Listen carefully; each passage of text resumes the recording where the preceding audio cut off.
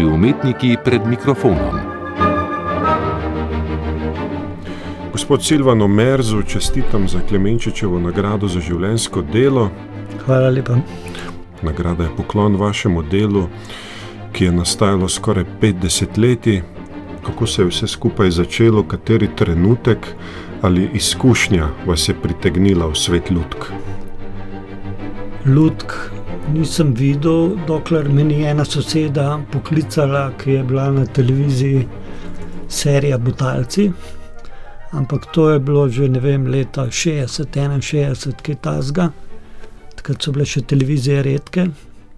Sicer pa se ne spomnim, da bi kdaj kakšna gledališka skupina gostovala ali pa lutkovno gledališče, tako da v bistvu prvo zaresno lutkovno predstavo sem videl v Ljubljani, ko sem bil sprejet v službo v lutkovno gledališče. Šlo je pa tako, da sem po pedagoški akademiji, kjer sem likovno vzgojo študiral, sem po enem času iskal zaposlitev, listal, takrat so bili še telefonski imeniki in sem naletel na lutkovno gledališče in sem poklical in je ravno takrat kiparka šla na porodniško in so me sprejeli. Ampak sicer je pa tako, da sem v otroštvu že podobne reči tudi izdeloval ves čas.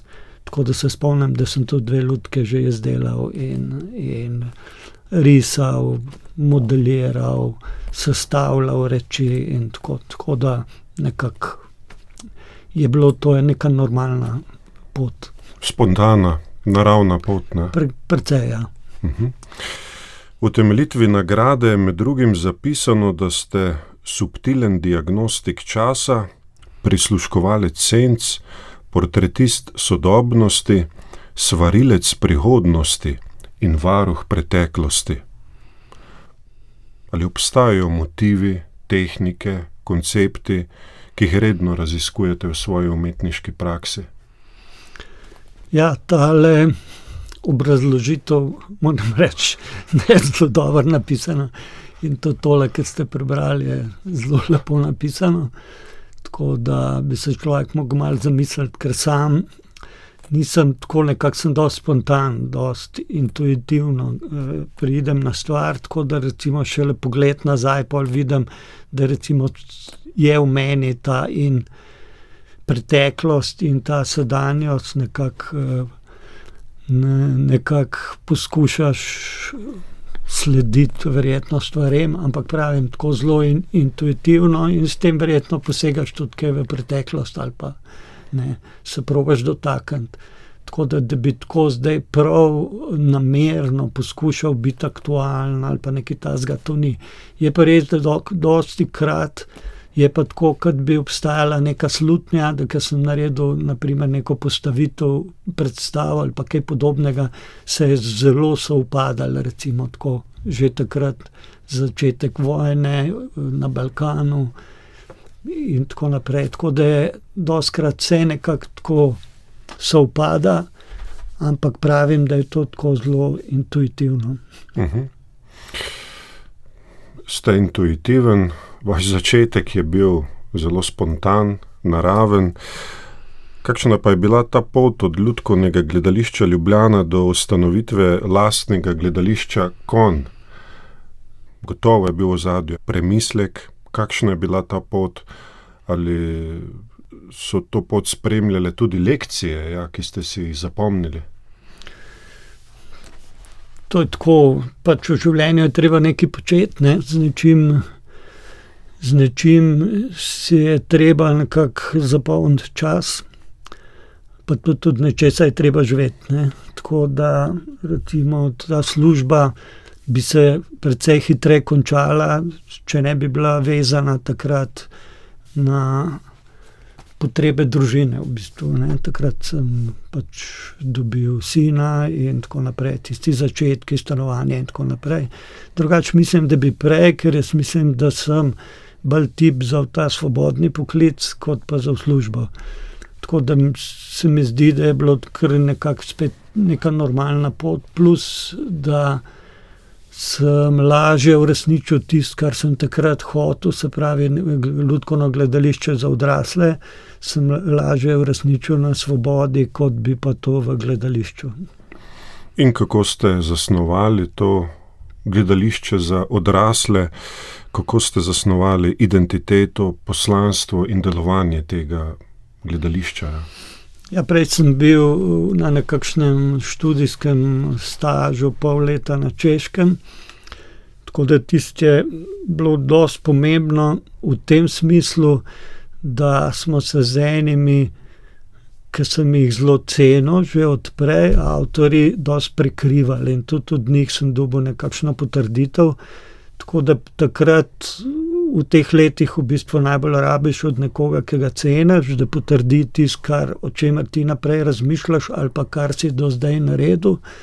Tako da je bilo spet nekaj tako, da sem dobil nekako idejo, ki pa pri nas nikakor ni šla skozi, niti v profesionalnih gledališčih in celo pri amaterjih ni šla, in sicer ena rakvičkarna se reče, to je gledališče ročnih lutk, ampak tako zelo, ki se je bruslo skozi stoletja, ne.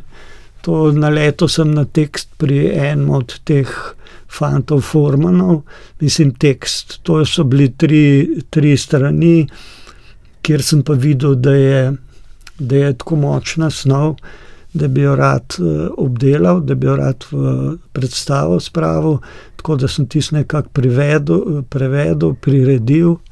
Potem je Andrej Rozman napisal songe in smo skupaj z Janom Zakonškom potem uprizorila to Napravite mi zanj krsto, ki je bila pa zelo uspešna predstava, ker so naenkrat tudi odrasla publika spoznala takšna in drugačna, da so lahko lutke grozno zanimive.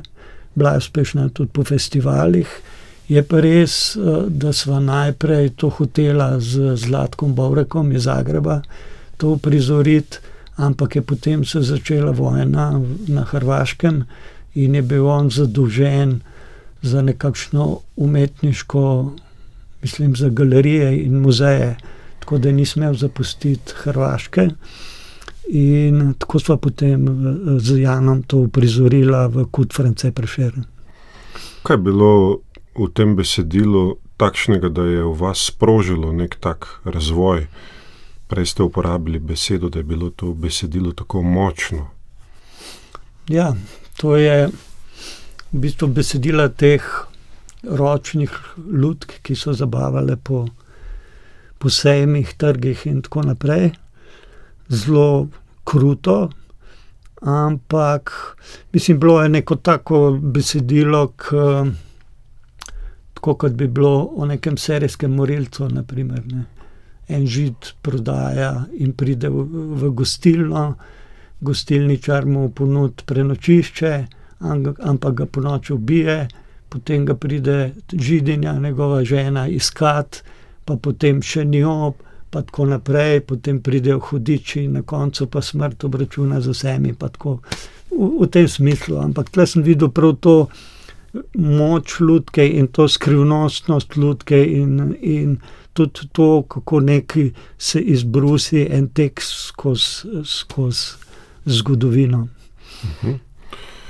In kakšne prednosti ponujajo lutke za uprizoritev takšnega besedila?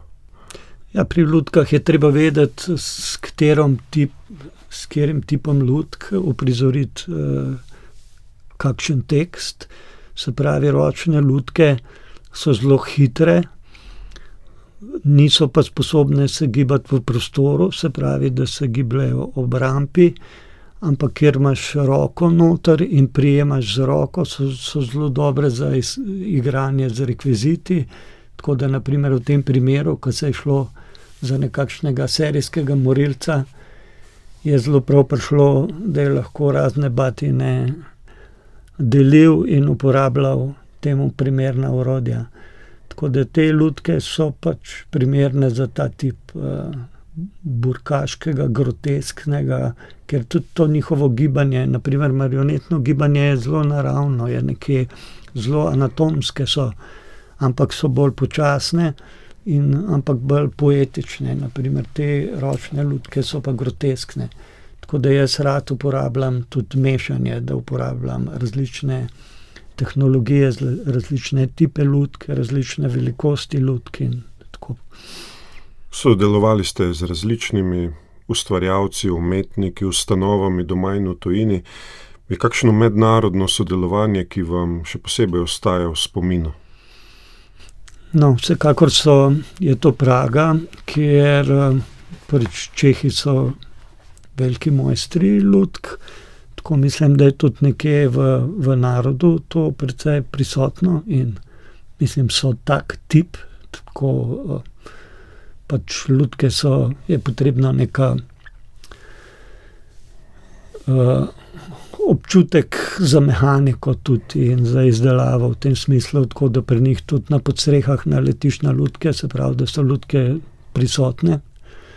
In sodelovanje z Karlom Makonjem, to je eden imeniten režiser, bil je že marsikaj, bil je umetniški vodja gledališča, direktor gledališča, profesor, teoretik, kritik in tako naprej, velik premišljevalec lutkovnega gledališča. No, njim sva takoj postala velika prijatelja in to je potem trajalo, ne vem, verjetno do njegove smrti 40 let verjetno. Tako da sodelovanje z njim pri 2 predstavah in še pri enih projektih zraven je bilo recimo meni najdragocenejše. In če se ozrejo v sodoben čas, kaj je trenutno največji izziv ali priložnost pri delu z lutkami v sodobnem gledališču? Tako jaz sem ves čas, tudi če sem delal na primer predstave za otroke, sem poskušal malo sodobnosti vključiti. Tako da recimo, če otroci vidijo takšno predstavo, ne da jih samo zabavaš, da jih tudi česa naučiš, pa da je to nekako njihov prehod tudi v neko malo sodobnejše gledališče in sodobna umetnost, ker lutkarija ima to srečo, da je tu več zvrsti umetnosti, ne, se pravi, da je že neka pisana beseda, pa je potem oblikovanje, pa je potem glasba in tako naprej. In že pri sami lutki je od kiparstva, slikarstva, kostumografije in tako. Tako da že pri tem sem pazil, da je, ampak sicer pa ni tako, da bi zdaj gledal, kaj je trenutno sodobno, kaj se počne trenutno v lutkovnem gledališču. Mene recimo so najbolj pritegnile predstave, tako kot gledališča nasploh, ampak to bolj gledališča, ki so ga avtorji, katerih so bili bolj likovniki, tako kot je bil pred kratkim umrli Bob Wilson, na primer, pa Castellucci, pa Jozef Nač, pa ta tip Jan Faber in tako. Tako da to niso bila lutkovna gledališča, ampak so bila gledališča v nasploh, ampak bolj likovna. Tako da mislim, da grem bolj v tej smeri, ampak da uporabljam več lutk. Sicer pa sam tudi kombiniram igralec, lutka, avtomat in tako naprej. Presegati oder, to se sliši zelo sodobno, ne? In vi prehajate med odrskim, galerijskim in instalacijskim načinom izražanja. Ne? Ja, v bistvu mi je to zelo nekako podobno. V galeriji pač pazim, v kakšen prostor grem, tako da že sam prostor mi pomeni, rad se srečam s prostorom prej, da pripravim prav za nek prostor, razstavo. Potem tudi zadnje čase sploh uporabljam avtomate, tako da je že nek gib prisoten.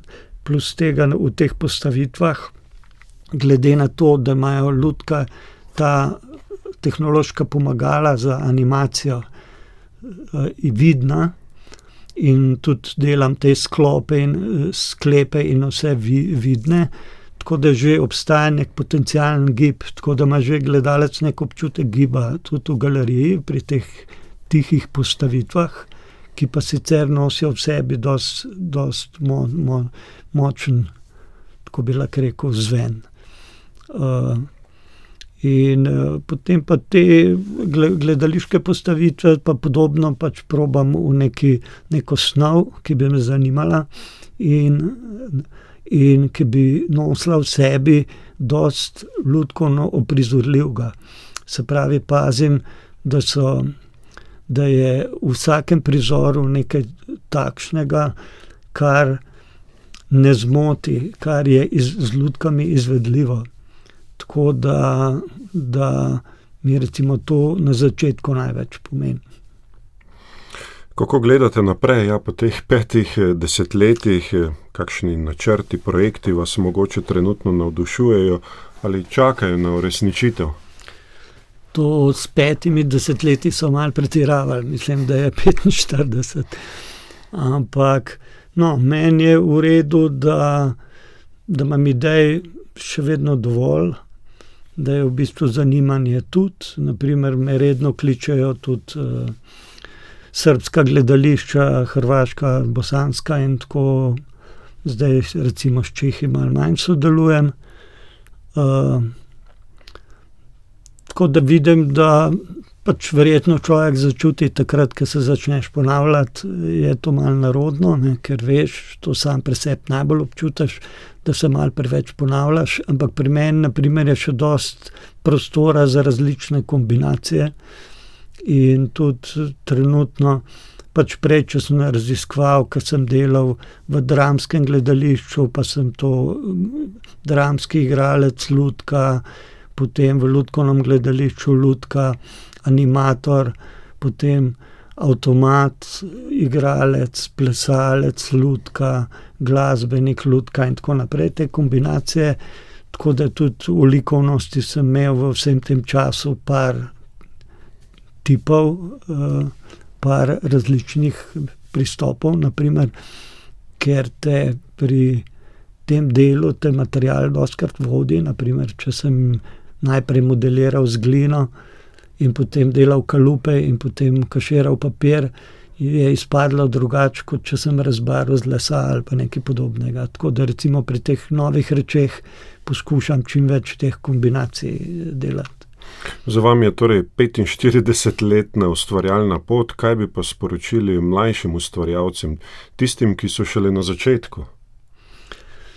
Mene veseli, če me kdaj kdo od mlajših pokliče, če mu lahko pokažem, če vidim, da ga zanima.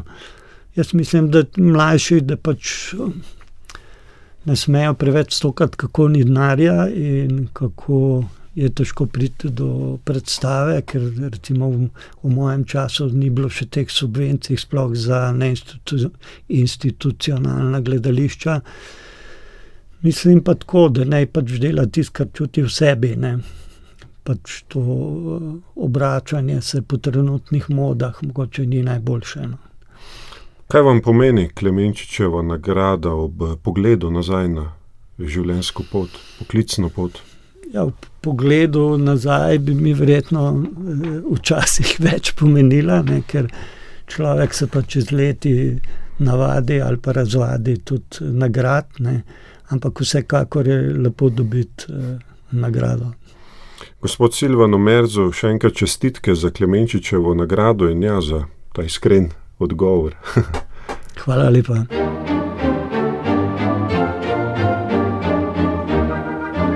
Naši umetniki pred mikrofonom.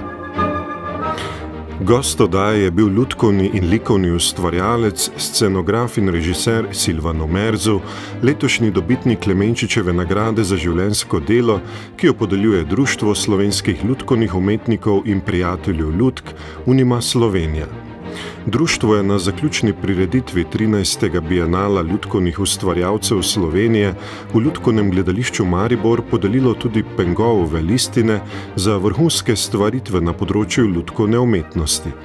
Prejeli so jih Matija Sovce, Katja Povše in Maja Kunšič. Agata Frejer pa je prejela častno članstvo Svetovne Unime. Pogovor sem pripravil in vodil Aleksander Čobec. Srečno!